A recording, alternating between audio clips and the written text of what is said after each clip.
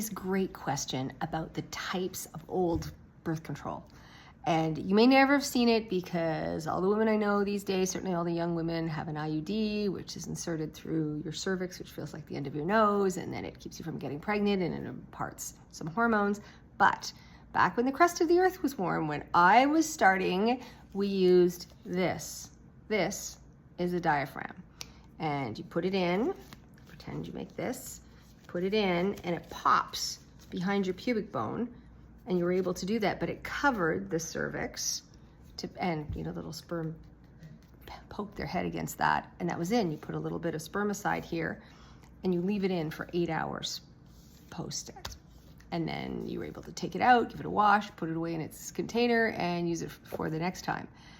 And then they came out with ones, I don't know if you've seen the Seinfeld episode, which was sponge-worthy, where they were getting rid of the Today sponge, and that's what it looked like. It got wet, you put it in, it had some spermicide in it, and again, it covered the cervix, and you could pull it out. They weren't that effective. Then they, had different kinds like this, in terms of sponges. They had one, again, without the hole in it, but it would prevent the same thing. It was barrier method. And then they came up with the modern one. Now this is a demo, not a real one, because they punched a hole in it, because otherwise you could use it. But what they're doing, they're great because they prevent, if you're ragging, it covers it and prevents it. So you can be doing this, well, you got your period. So you can do that, and then you pull it out, and that's it. So there's lots of different ones that you can use. So if you're having trouble or you're feeling gross on the pill, which I don't see hardly anybody use anymore, but there still are. There's different kinds of them. Like there's the old-fashioned ones where you took one every day, demo only. There's a bunch of different kinds. So, but between that and a little bit of, condoms, we talked about the female condom. If you haven't seen it, I'm a big fan of that there are other choices. And then for a while, there was something, and I broke mine, otherwise I'd show it to you.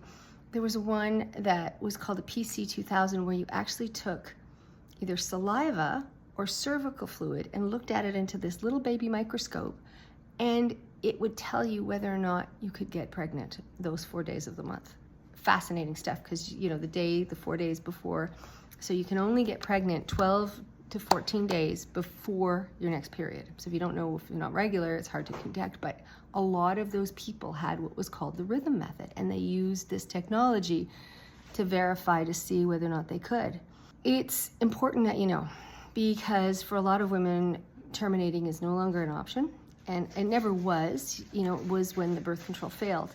But give it a try. If you have any questions, there are other solutions. If you're concerned about it, IUD's really good for 5 years.